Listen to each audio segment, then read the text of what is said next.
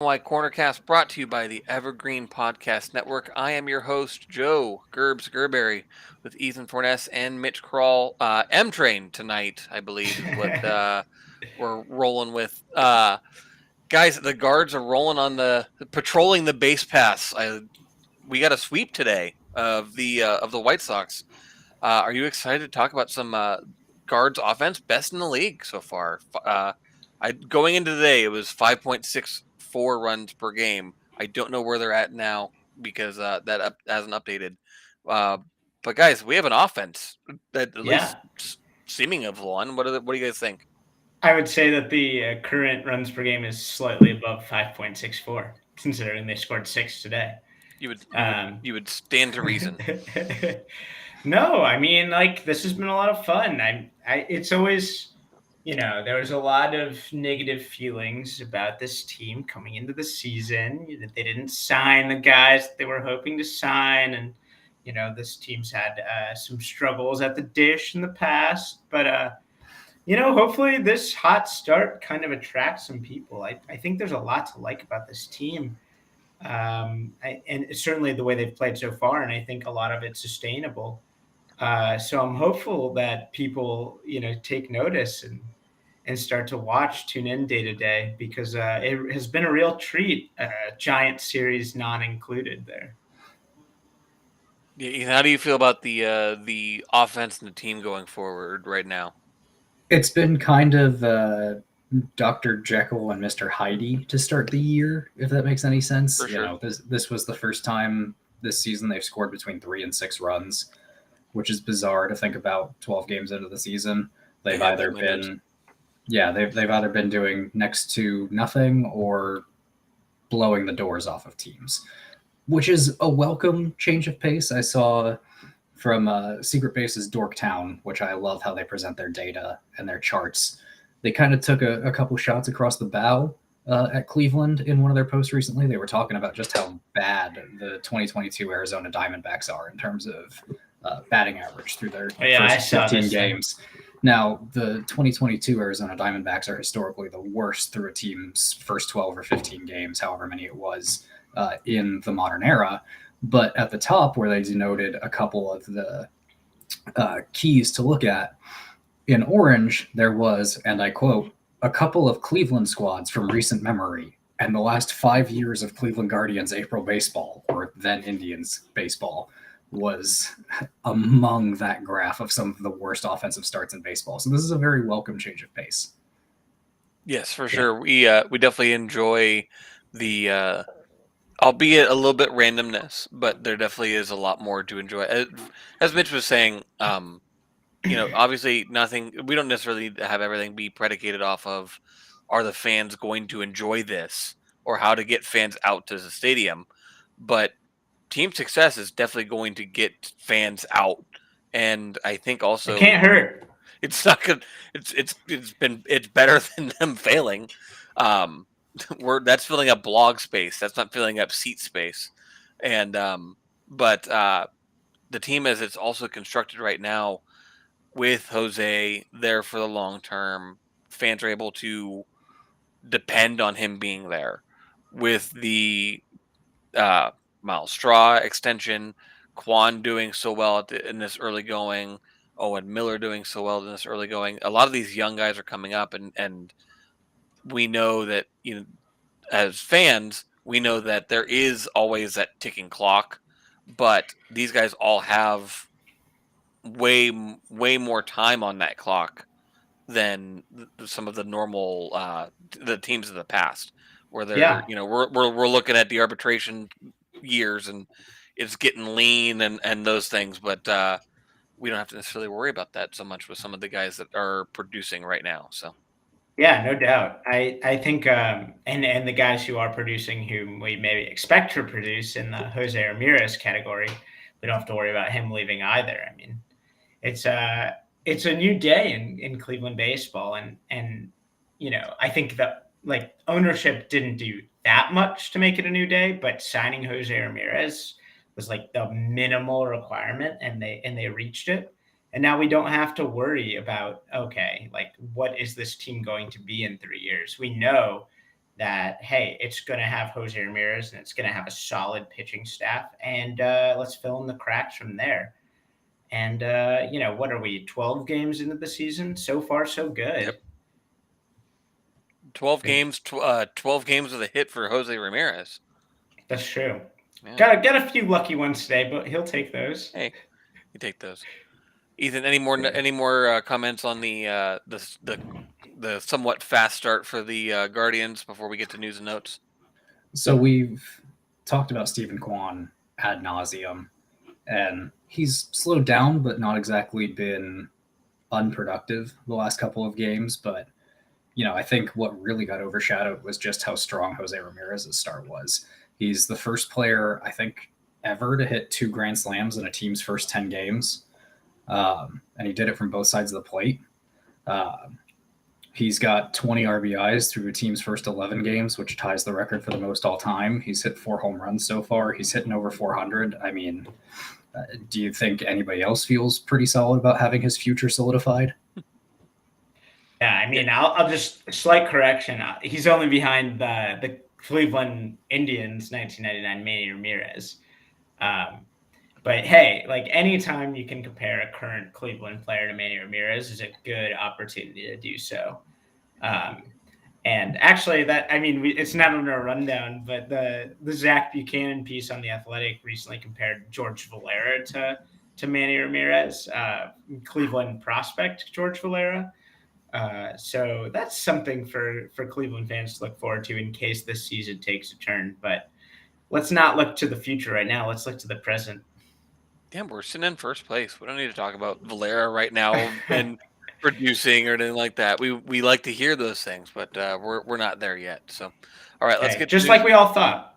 Guardians 100%. First place. Yeah. We were definitely had you gun to my head, definitely would have said first place 12 games in. Totally.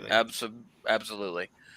So let's get to the news and notes. As I mentioned from the beginning, we had a Chicago White Sox sweep. It was going to be a 4-game series. It ended up being a 3-game series due to postponements. The doubleheader yesterday started out well with the 17-1, 17-2. I don't remember. It was 11 to.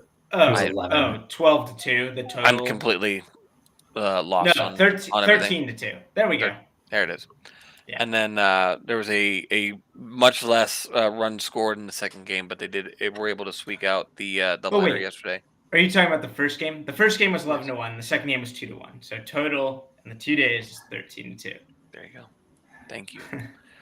Corrections. I needed those. So I'm sorry. But also before we were able to get to the doubleheader yesterday, we had news of the COVID outbreak that was happening in Guardians camp.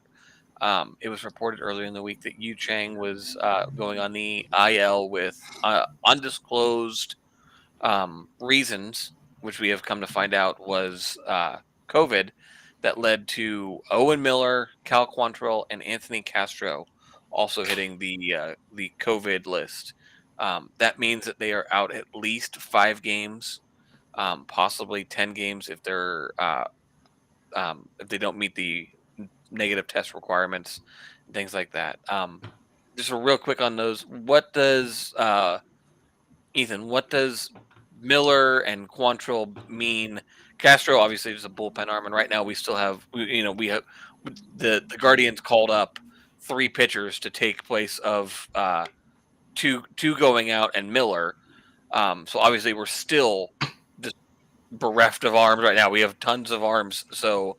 I'm more interested in hearing what you think the difference is with losing Chang and Miller. What does that do to the playing time of the guys that are on the roster now?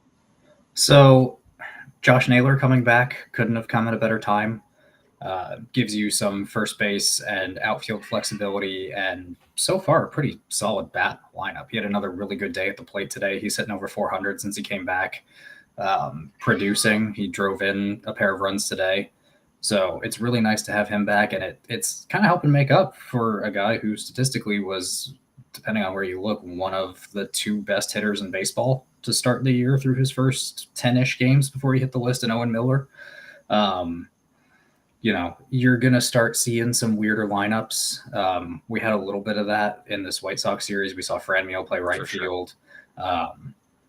What was it? Clement hit second in game 1 of the doubleheader while Kwan got some rest. So it was Straw, Clement. Clement played left field. He played left field. He had a hell of an outfield Ahmed assist. had played shortstop still. Yeah, and Ahmed DH'd today, which was one of those weird things that you kind of have to do to tinker with the bodies that you have. Some fun COVID rules for everybody if you're unclear on these. When the shortened season happened, there were some extended rules to roster restrictions. If you had guys on this 5-day COVID IL, however you want to describe how MLB calls it, you could pull from players not on your 40-man roster to take spots on the 26 or the 28. So that's how the Guardians wound up with Kirk McCarty, Enyel De Los Santos, and Tanner Tully, one of the Tanners from the system, being the 3 arms that were called up to replace Yu Chang, Owen Miller, and Cal Quantrill. Yeah, I mean, I don't know how much to read into these guys. I think, the reason these 3 were the ones to get the call up were, it doesn't really interfere with, development. We're not really looking at Tanner Tully or Kirk McCarty as a future Guardian on the World Series winning 2025 Guardians team, right? Like, these are guys that they can just throw up there because, they won't get absolutely smoked, hopefully. They've got live arms and they are attached and they're not sick. I mean, I've always been an Enyel De Los Santos fan since back in his Phillies days, but I don't think he's a future part of this team. I mean, like, I'm excited for those guys, especially Tully and McCarty, just because I'm not sure they would have gotten opportunities otherwise, and now they will. They can say they're major leaguers, and that's great for them. Unfortunately, the loss of Owen Miller, it looms kind of big for like the team's success, but it's just kind of a bummer because he was hitting so well, and he was so poor to start last season. It just was nice to see a guy go up there with confidence and hit line drives all over the place. That's what was advertised to us, and that's what he was doing. So hopefully this quick IL stint doesn't hurt his momentum long term. If this is, we've talked about this ad nauseum at this point. Guys' batting average and on base percentage is not what it's going to be long term. But if we get a guy going up there who is looking for pitches to drive and can find them and hit line drives consistently, like Owen Miller was doing the first 5 to 8 games of the season, that's a guy who has a spot on this team.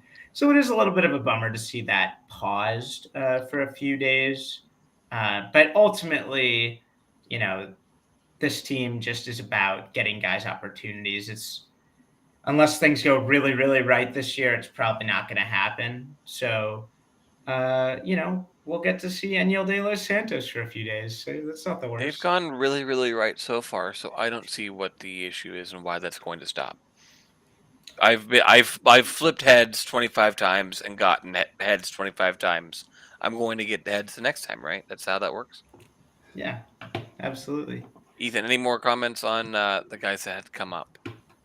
So we'll get to this a little bit more in depth later because there's still some roster questions based on the players that were called up. But it's already been announced that Kirk McCarty is going to get one of the starts in the Bronx against the Yankees coming up here. So I believe it's going to be Eli Morgan goes tomorrow, and Kirk is going to start Saturday, which for a guy who's never pitched in the majors says an awful lot about what the team thinks of one Logan S. Allen, who's been hiding in the bullpen, started in the rotation last season, has been... Bodie had mentioned piggybacks for Eli and McCarty, and for some reason I could not remember Logan Allen's name. And I'm like, well, Eli was the piggyback that we were thinking of for everybody else, and now he's starting, and I could not remember Logan Allen's name, and you just reminded me of it. So he's suffering a little bit from that Bobby Bradley, like they're just trying to stash him and wait for the opportunity to, I think, ultimately remove him from the roster if they can't find a trade partner. So it's a bizarre thing that you would call up this career triple A, quad A kind of guy like Kirk, who, don't get me wrong, as a baseball fan, I'm thrilled to see a guy like this get his chance. He gets to step onto baseball's biggest stage in Yankee Stadium and make his major league debut at maybe his only shot at it. So I hope he does well, not only for Cleveland's sake, but for his own, so he can tell that story for the rest of his life. But, it's one of those weird things where you have a guy with starting rotation experience, but you're choosing Kirk McCarty. Yeah, no, I think that's a really keen observation there, Ethan. I think, I think that speaks a lot to what this team thinks of Logan Allen as a future pitcher on this team, aka not a starting pitcher, because if at all. Yeah, I mean, I don't see why they wouldn't try him in the bullpen a bit. Guys tend to have increased velocity when they go shorter stints, maybe can pare down that arsenal to 2 or 3 pitches, and maybe get their best stuff over a short period of time. And I think that's totally possible with Logan Allen. But it absolutely speaks to their view on his future in the rotation, i.e., there is no future in the rotation for Logan Allen. Yeah, he's got 2 games, 2 appearances, 2.2 innings. It's just not looking great. As Ethan made a good comment of Bobby Bradley just hiding the person on a roster. I think Bodie called it the Milton from Office Space, just collecting the paycheck because there was a problem with accounting. That was the phrase I was trying to remember. Yes. I couldn't remember what character from Office Space he referenced. There's been a lot of that in the WFNY Discord recently. Yes. Office Space references. I want to think that was a whole basis of an article for me that I wrote. Yeah, I want to think that Bobby Bradley's bat is the red stapler. They took my stapler. They moved my desk by the squirrels. That's a really solid Stephen Reed impression there. Thank you. Yeah. I'm multi-talented out here. Have you guys watched Barry makes you do anything? Yeah. Have you guys watched Barry? I have not watched Barry, actually. Okay. I've been meaning to get into it. So it's super intense if you can't handle the intensity. Oh no, I'm fine. Okay. I watched the first season. I was like, this is amazing. I don't know if my heart can take anymore. But Stephen Root's phenomenal in it. I love Bill Hader, so I pretty much anything he does, I'm into. You're in the tank. You're in the tank. That's fair. Yeah. Back in a week. Speaking of in the tank, no, I'm just kidding. Let's get to a little bit more of the offense, a little bit more in-depth stuff here. So we were talking earlier in this week on the private side Discord that is this offense actually good, or is this offense just lucky? And Andrew Schnittke was commenting on how up and down, as Ethan said, Jekyll and Hyde this offense is. Today was the first day that they have scored between 3 and 7 runs. The rest of the games that they've played up until this point, team has scored either more than 7 or more, or fewer than 3 runs. So it just seems like this team, the BABIP luck is off the charts. The cluster luck that we have 7 guys. The team has 7 guys right now that are hitting over or above 273. As mentioned, Naylor is in there, despite only being really recent back on the roster. So what do you guys think, Mitch? Do you think that the team is a little bit more lucky right now? I'm going to find the team BABIP here in a second and give that to you as soon as I got it. You got it? Team BABIP's 331. The highest BABIP in the wild card area. Sorry, the wild card era for non-Colorado teams is the 2013 Red Sox at 329. Obviously, that speaks to some regression. They're not going to continue to hit for a BABIP over 330, or at the very least, it's highly, highly unlikely. But this is a team that should have a high BABIP. I mean, we've talked about Miles Straw and Stephen Kwan in terms of, working the count, making pitchers frustrated. Right. But they're not just that guy. They're also guys who can spray line drives and ground balls over the entire field, rely on infield hits, rely on BABIP because they don't strike out very much. Right. So I think this team can have like a pretty high BABIP. And obviously it's not just those two. Ahmed Rosario, Owen Miller. Jose Ramirez hasn't traditionally been a high BABIP guy, but he's using all fields this year, which is pretty new to him. So I do think that the BABIP can, come close to the top of the league or lead the league if it won't stay this high.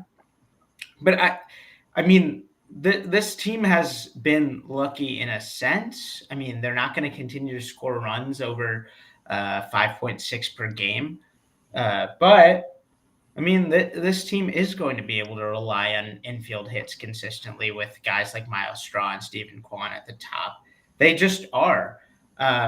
So, while we're used to those things being, luck-based or whatever, when you put the ball in play a lot and you have a lot of speed, you're going to get a lot of infield hits. So I think that's a real signal there. That is not noise.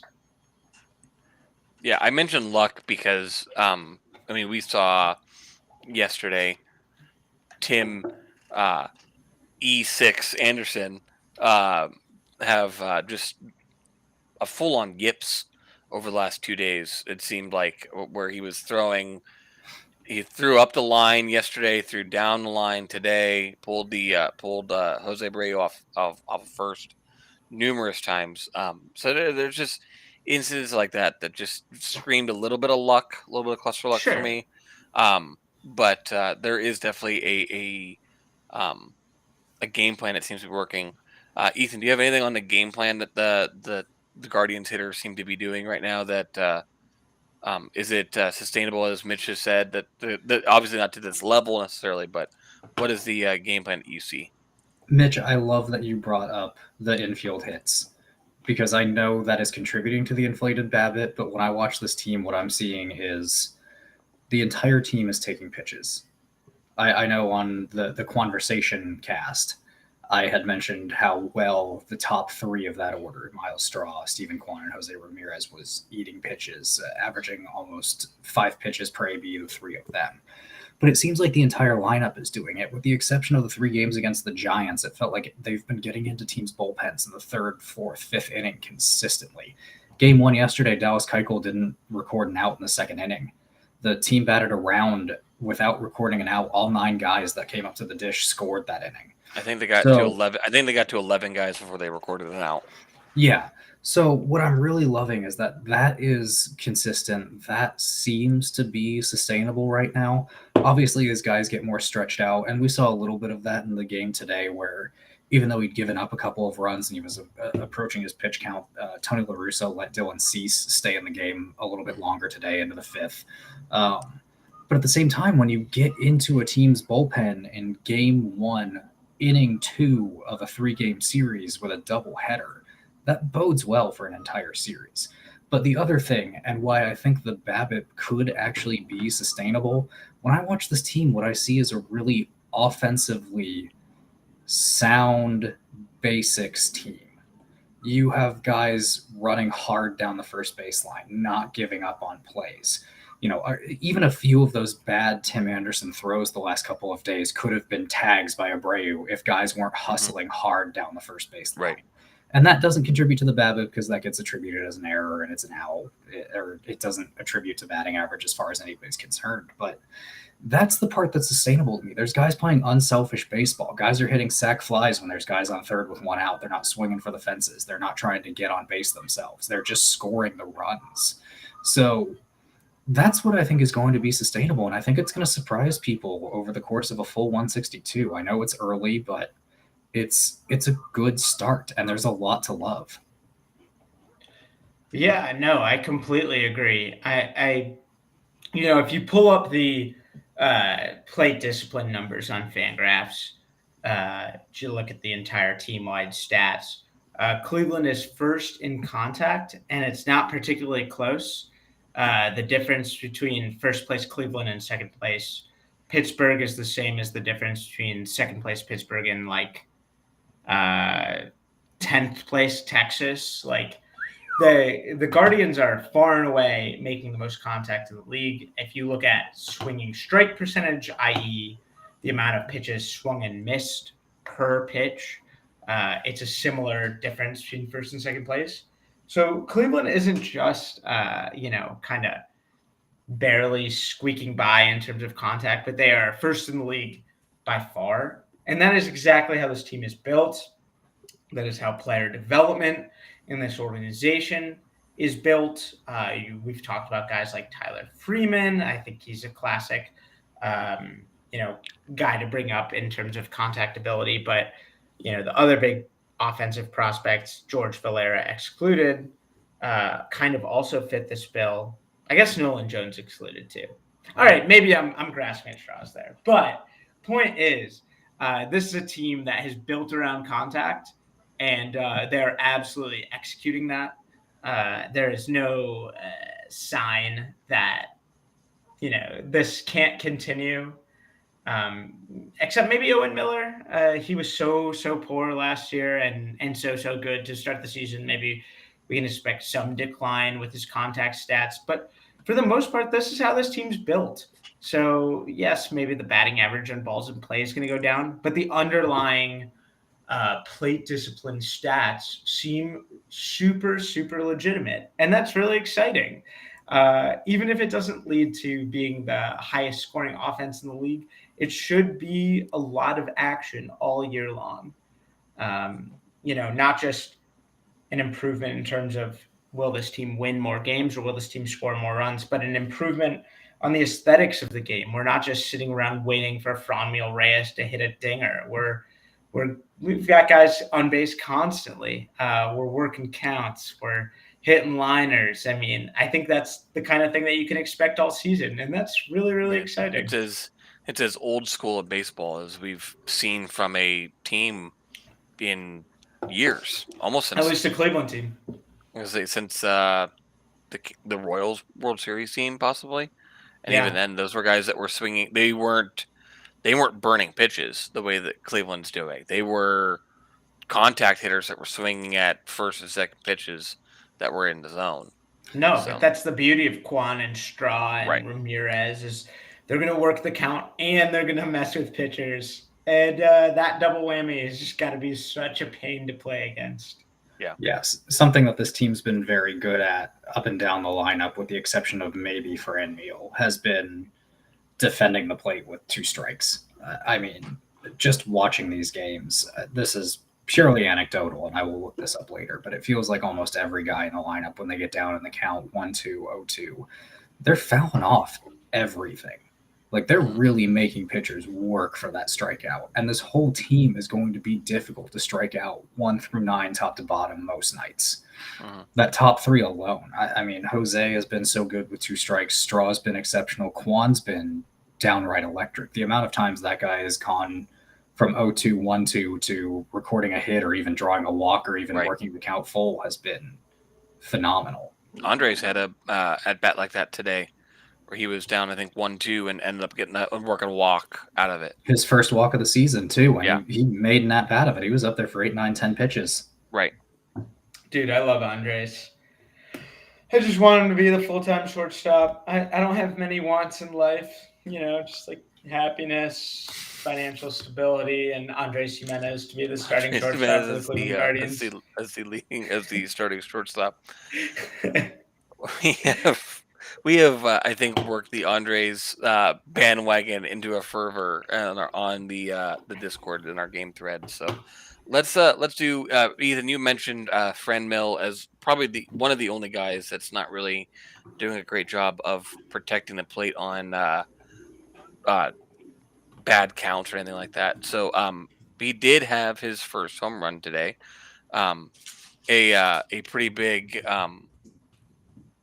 big shot, but let's talk a little bit Franmil here. He what are we looking at? Was it a get right? was the home run something that looks like it was sustainable, or is he just was it a kind of fluky? Because it seemed today after the home run, I think his next at bat, he was right back to swinging at sliders in the left-handers batter's box, and I don't know if it was a mistake pitch that he just squashed, or if it was something that he was ready to go. For him, so the home run was probably his. Not even probably. It definitely was his best contact, his best swing of the season so far. But even the at bat before that, he laced a worm burner single into left field, which was welcome to see. So he still had 2 hits on the day. But Mitchell actually did some lovely, lovely diving deep into Franmil and the slow start that he's had. And something that's always been true of Franmil is that when he slumps hard. But Mitchell did some digging into this one, and yeah, it seems like Franmil's been so tough to watch in the beginning of the season. He's swinging and missing it. Tons of sliders, and everything he hits hard has been going for an out. And I think there's some reason for hope with Franmil Reyes. I mean, not just the homer today in today's afternoon game, but he's hit the ball hard a bunch of times right at guys. So you should expect. Sorry, I'm just laughing at Spoon It Up for the M Train in our private chat that successfully distracted me. No, I mean, you've got me enough times. Every once in a while, I gotta get you once. No, as you should. No, guys have been hitting the ball hard, and it's been hitting gloves. The one thing that he hasn't been doing is punishing balls in the air. A lot of his fly balls have been deep warning track fly balls or just in front of the warning track. And that's something that's gonna happen over time. He's gonna actually square up some balls and hit some homers. If you like Ethan said, I did do a bit of a dive into Franmil's kind of peripherals earlier today, and it really does seem like in terms of his plate discipline, i.e. swinging at pitches in and out of the strike zone, making contact in and out of the strike zone, he really is in line with his career norms, which makes me think, he's grouping up swings and misses together that lead to strikeouts. We can expect in the future that, he will intersperse some contact in there. But also, he's hitting the ball hard. He's not absolutely destroying balls like he has been in the past. But there's no reason not to expect that to come. I mean, pitchers are actually attacking him in the zone far more than his career normal. Because he's not hitting. He's swinging, missing. He's whiffing at a lot of breaking balls, as Gerbs alluded to in the past. But he always has been a guy who will go through some tough slumps, and then he will absolutely break out and hit 5 home runs in a week. And he started slow. It's easy to notice when there aren't any stats that show him hot to balance out the cold streaks. He's just started out cold. So there's always some concern, but I really think we just need to be patient and just know that this guy is a power hitter and that these home runs will come in bunches. So I urge everyone to hold tight, wait for him to hit some dingers, and maybe we'll see a few fewer double plays and a few more homers with runners on base, and that'll be really nice for the Guardians' chances at winning each game. Yeah, once Mitchell had finished posting some of Franmil's heat maps and his spray charts in the chat earlier as he was going down the list of everything that points to him becoming Franmil again sooner rather than later, it was one of those things where it read to me as he just needs to get that first one to get off the schneid and he's going to be fine. And I can't help but think that after 3 games in the Bronx the next couple of days, heading out west and playing 7 games in the California sun is going to do him some good. For sure. Yeah, I often wonder that. Sorry, Gerbs. I often wonder that. You're from. I mean, he and Jose Ramirez are from 15 miles apart in the Dominican Republic. I just wonder, like, if you are someone who grew up in a tropical climate, who thrived for the first time in a tropical climate, and then you have to come and play in Cleveland in April. That can be fun, right? Like hopefully you're right, Ethan. Hopefully the California sun does wake him up, and I see no reason to think it won't. And again, purely anecdotal, like Jose Abreu, who the team just played 3 games against, is another one of those guys who's from one of those tropical climates who is absolutely abysmal in the month of April playing on the north side of Chicago, who eventually ends the year with 40 home runs and 100 RBIs like clockwork. Right. So, yeah, never. I don't think he's ever not hit 30 home runs and 100 RBIs. Abreu. So, but I mean, this is like the first time in memory, maybe ever, that Jose Ramirez has actually started hot. I feel like he usually is a bit of a slow starter in April. Maybe he's finally getting used to Cleveland. Maybe he signed that extension. He became resigned to his fate as a cold weather liver.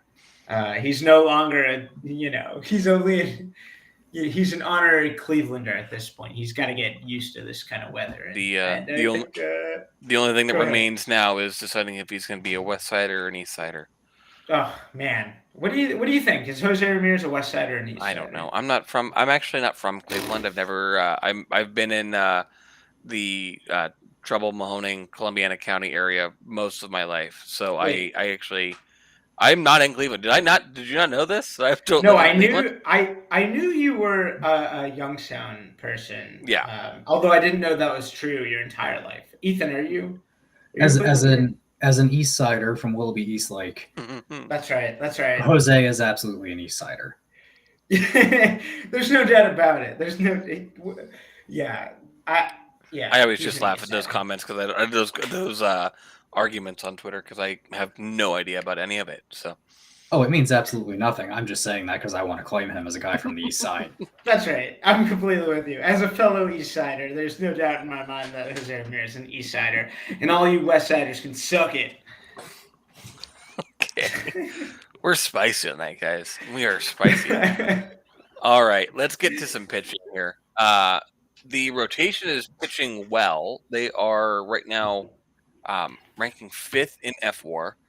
But some of the peripherals, Mitch, you said they mentioned in our pre-meeting that they were outproducing their FIP. Some of the peripheral stuff, it just looks a little wonky. They are only 19th in K percentage, 19th in left on base percentage. Surprisingly, they are 29th in ground ball percentage. A team that has prided itself on its defense in the past. And has a bunch of guys that need a good defense behind them. They're living for fastballs right now, and we're living for fly balls rather, not fastballs. Any idea, Ethan? What is helping the rotation right now pitch so well that just isn't being seen in the numbers that we're missing? So there's definitely some things to keep an eye on, and I definitely think they've been lucky with some Kansas City, Cleveland weather and some high winds, keeping some baseballs in some parks with this excruciatingly high fly ball rate for a normally ground ball pitching staff. But one thing that needs to be noted is that aside from Tristan Mckenzie, the fastball velocity of the starting rotation is down across the board. Nobody in the rotation is really a flamethrower. It's actually really funny to think about that Cal Quantrill had the fastest average fastball last year of over 95. But Bieber's always like a 93 to 94 guy. He's throwing 90, 91 right now. Plezak should be a 92 to 93 guy. He was throwing 89 today. Savale's never thrown hard. Is that his average today? I mean, I know that's where he was kind of around. I'm not trying to cut you off or anything like that. I apologize. I saw him get up to 92, I think topped out, but 89 was his average today. I was waiting for Fangraphs to update it, but yeah, I think he's going to be around 89.8, 89.9 for the total today. He was not throwing the ball particularly hard.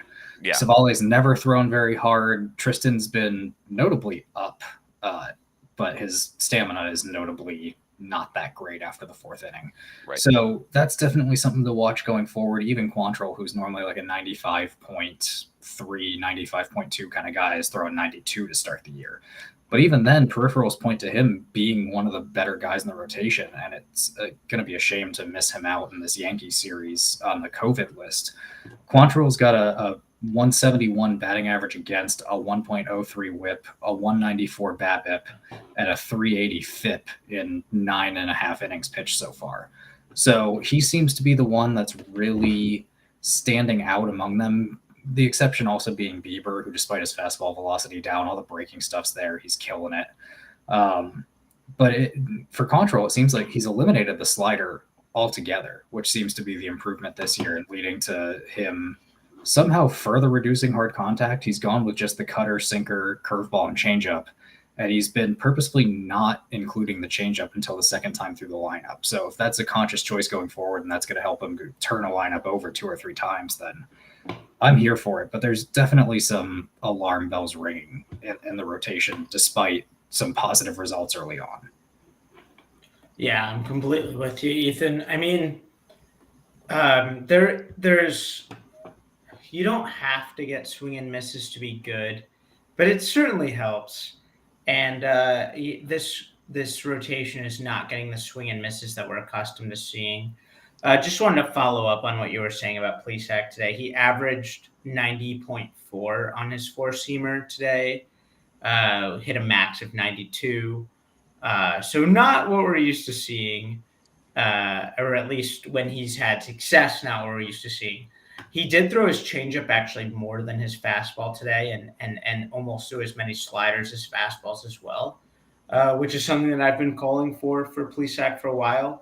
But yeah, I think we're so accustomed to seeing this Guardians team have a strong rotation that we see the ERA this year, and we're like, of course, this is their strength. They've always been a good rotation team. But there are real reasons for concern. You need to get some swings and misses, and Plesac and Quantrill and Savali, none of these guys have really impressed in terms of their stuff to start the season, and that is concerning. Bieber's velocity is down, like you said, but the secondary stuff's been good enough, and he's a gifted enough pitcher that it's okay. And Mckenzie, I tweeted yesterday that the only person that can beat Tristan Mckenzie is Tristan Mckenzie himself, because that seems to be the case when he struggles. It is because he can't get the ball over the plate. But those 3 pitchers, Plesac, Quantrill, and Savali, none of them have been getting swings and misses. All of them have been giving up some hard contact, and they're lucky that the Cleveland defense is pretty strong in spite of Ahmed Rosario playing shortstop every day. And they're lucky that the Cleveland offense has started strong. But I am genuinely concerned about this rotation. I hope that they can figure it out, that the velocity for some of these guys, i.e. Plesac and Bieber, can increase, and Savali can get more swing and miss as well. But there really, really is some reason for concern. And we'll see this weekend. Savali goes against the Yankees on Sunday, and that's a team that if you are allowing hard contact, they will make you pay.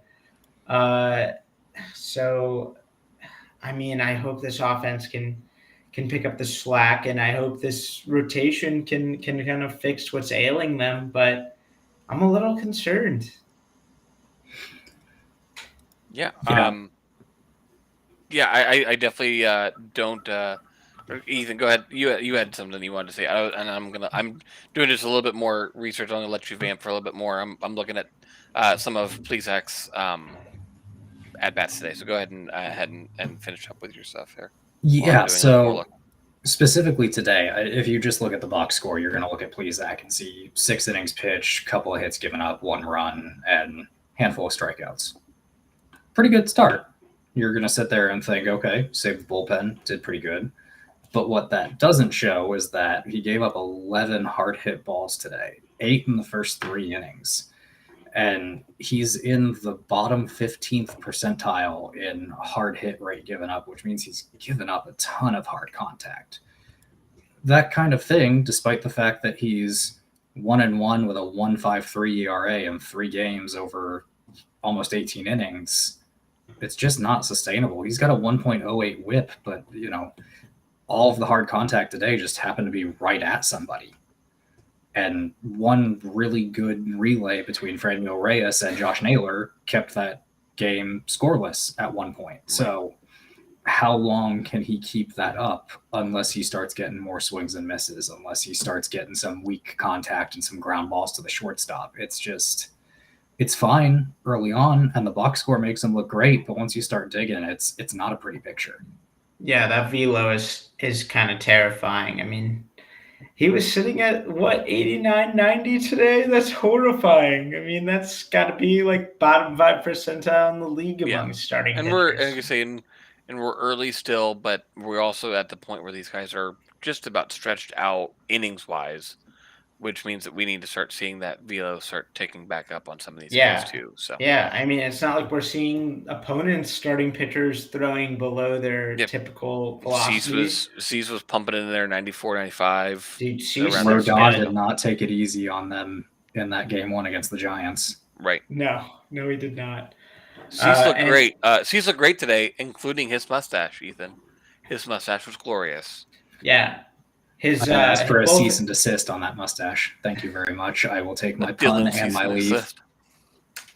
Gerbs, you said in the public chat today that his breaking balls were disgusting and his mustache looked the opposite. Absolutely. And I had to disagree. I mean, his mustache and his breaking balls both had a very aesthetically pleasing bend to them. So I have to disagree that they were opposite. There you go. We've overruled Ethan on the look of the stash now, so we win. That's what that win. That's what it means. We do win. Why am I even real quick, just to finish up, please, Zach, and then we can move quickly to the bullpen and then look ahead to next week. Ethan, what I was looking up was you were mentioning how with Cal Quantrill sequencing during at bats during the game. Was being set up, and I mentioned that in our public side Discord today that Plesac was doing a good job of that. Early on in the game, he was throwing mostly sliders, as Mitch had mentioned, keeping the ball down in the zone. Obviously not hitting a lot of velo, but there was a at bat to Adam Hasley, sure, Hazley, sure. Where he went changeup, curveball, changeup, and then pumped 2 fastballs up in the zone to get the strikeout. In the I forget what inning this was. It was a 36 at bat of the game for 36 batter for Plesac. But that's just being able to. Are you sure? I'm looking at it. At bat 36. Is that? I think it counts both teams. Yeah. Okay. It was. I'm getting used to Savant. Sorry. No, it was definitely not his first time facing him. That's for sure. Yes, it was his. It was his second at bat. But it just struck me in the moment that to see Plesac completely change his point of attack in the game was something that can help him down the line if the velo still is not there, and mixing in pitches, keeping that up. That's just something that's a good sign for future looks. Something that a lot of us have been on the Plesac is a bullpen arm in the making.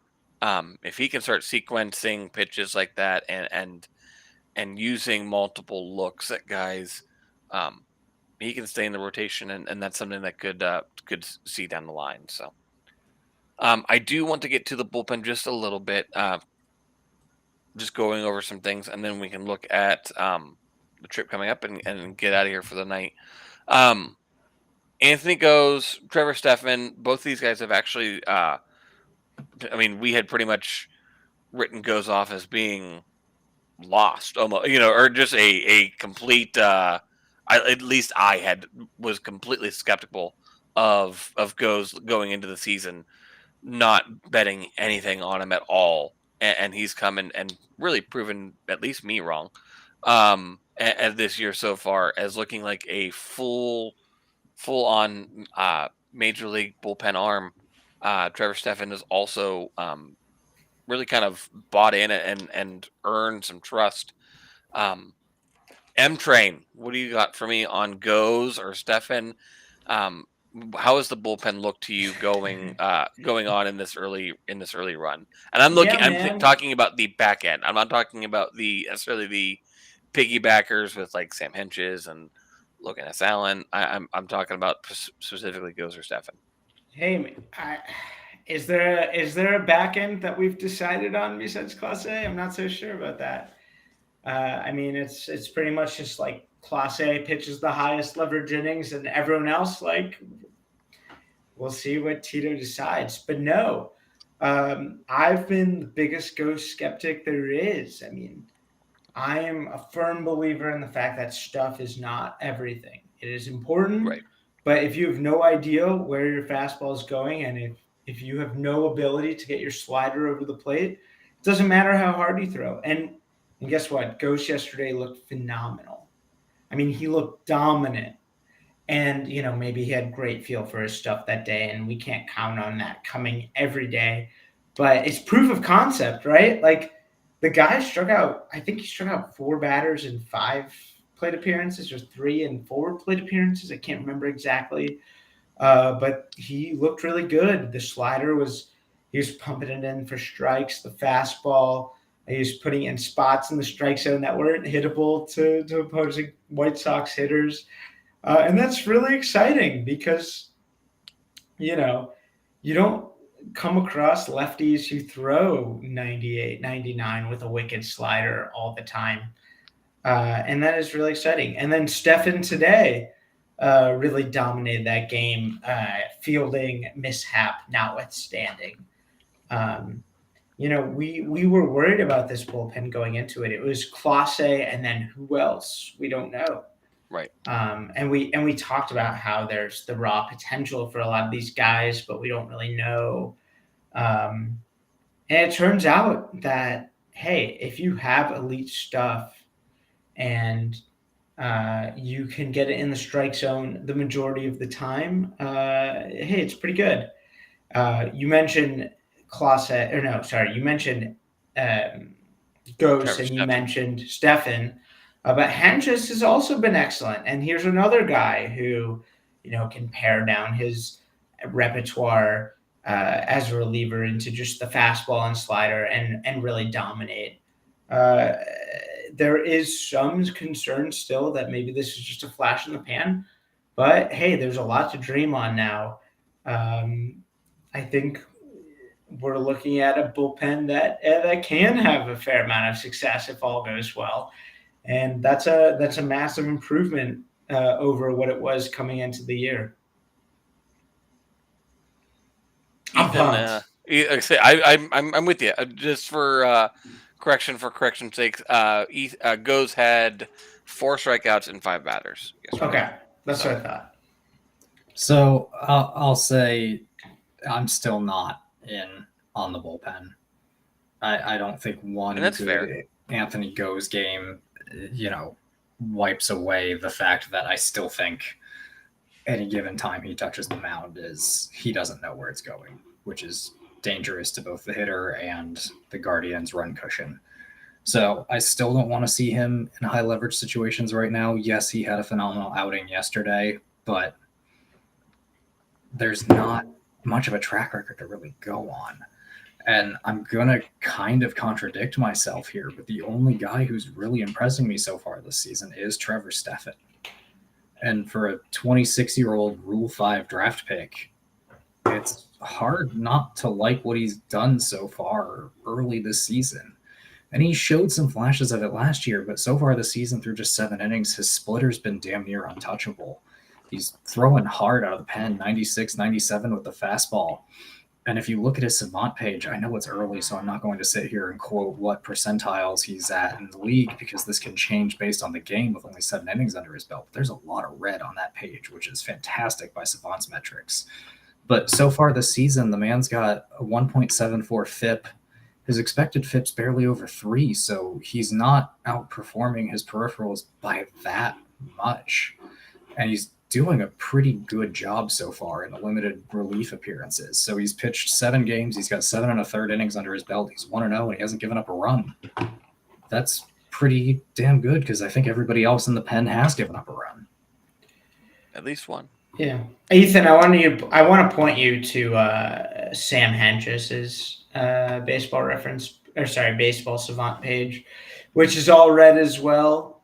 And then if we look at his 2021 season, you'd also see that he was much better as a reliever.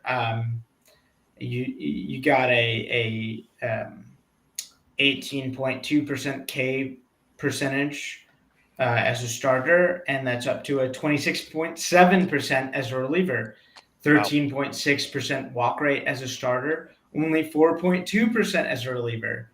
And then you look at this year, and he's got 5 appearances, and he's looked really, really good. And that's what's so exciting about this is like, yes, we don't know if Ghost has any idea where it's going, and if he doesn't, that's bad. But there are a few guys who have really good stuff. And, in a short amount of time, if you're only counting on a guy for an inning, that matters a lot more than if you're counting on him for 5 or 6. I think this bullpen, while there's still tons of variance here, there's a lot of reason to be hopeful, especially if you consider the fact that, this isn't a team that we're counting on competing this year. This is a developmental year. Right. If by the end of the year we see Sam Henches and Anthony Gose and Trevor Steffen, let's say 2 of those 3 guys are a future part of this bullpen. Hey, guess what? That's 3 really, really great bullpen pieces, and and plenty more to come.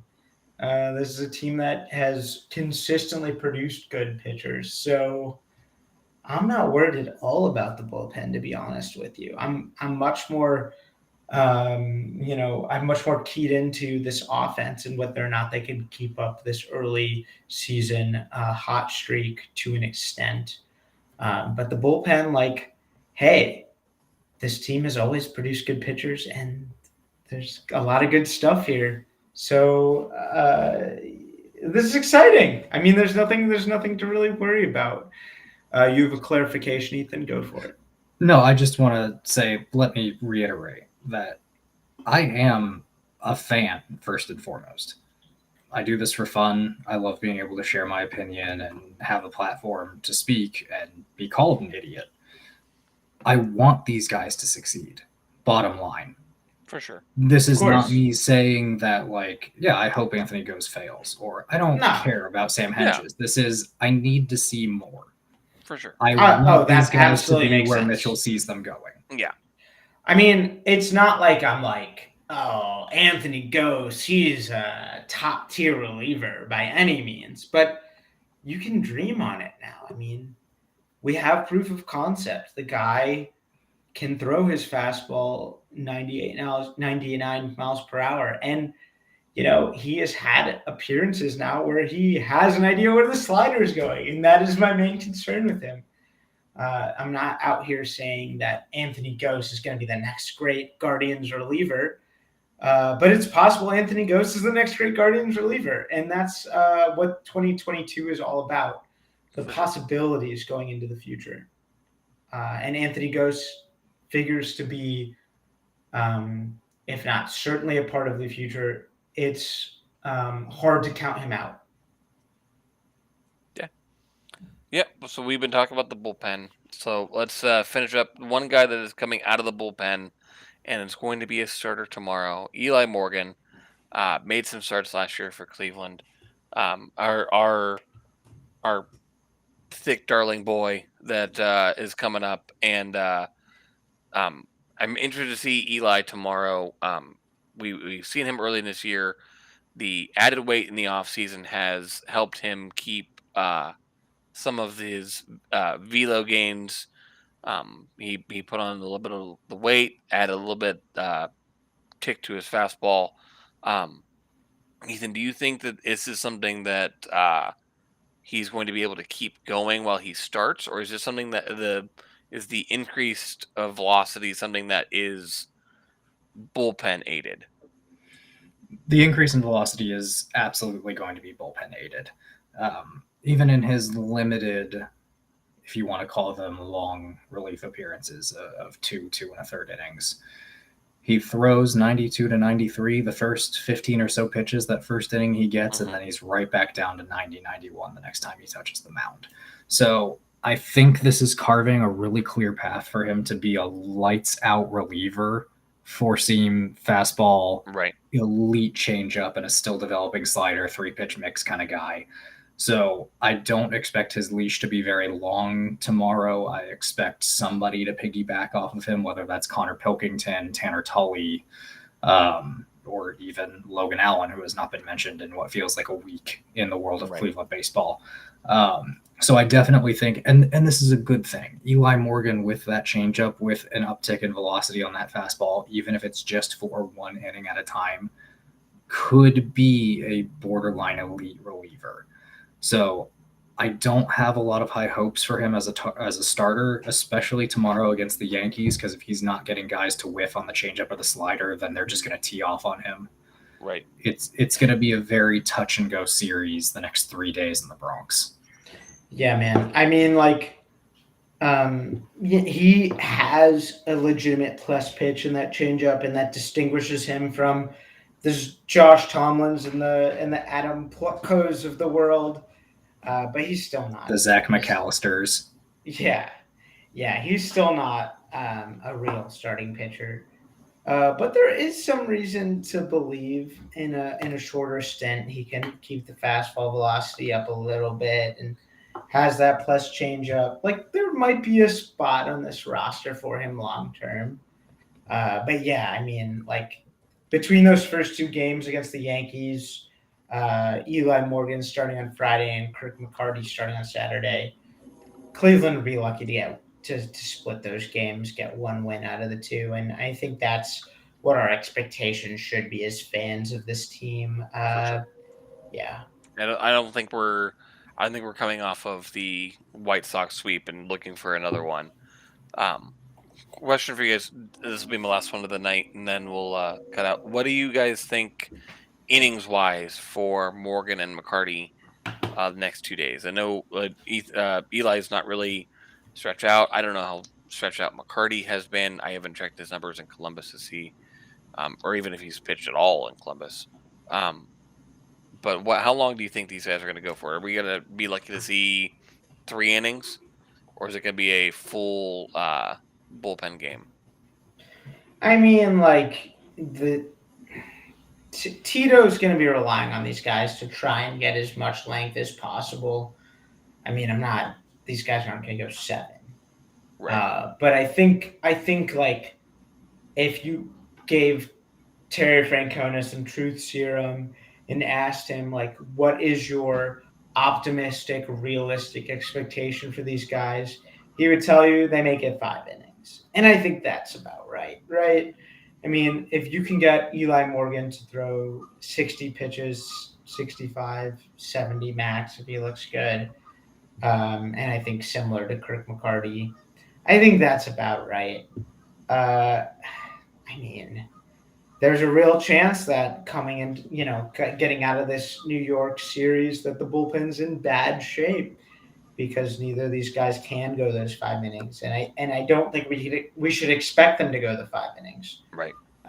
But I think that is the optimistic expectation. I'm going to the game on Saturday. I'm seeing Kirk McCarty's major league debut, so everyone think about that. Everyone pray for me that I'm not just seeing a bunch of pitching changes.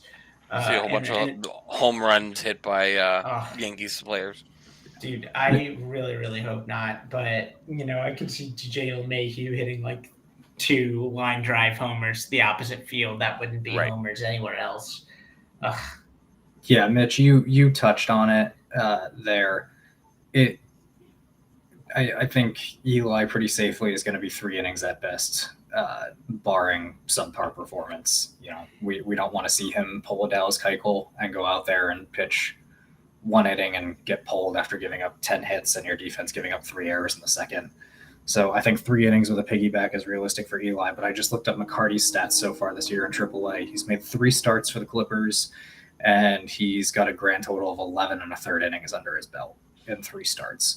So if he goes 5, I'm already questioning how stretched out he is to start the season, even in AAA. Right. But if he goes 5 tomorrow, it might be the best pitching he's ever done in his life, or Saturday rather, when he takes the mound. Right.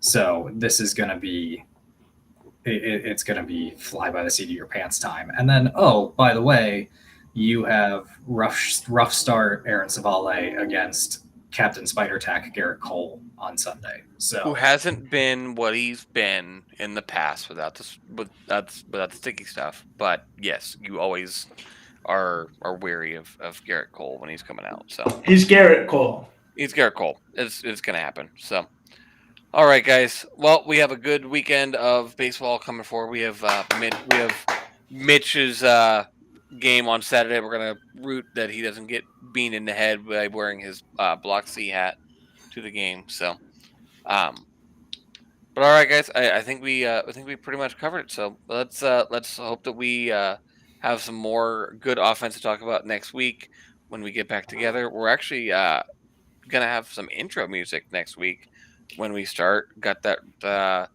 in the works for us, as well as possibly and probably a affiliate with the Breaking Tea, where we have a WFNY code coming for you listeners and our podcast guys coming. So I want t-shirts. Good stuff coming on the WFNY CornerCast. You guys can catch us here every week. You guys have a great night and take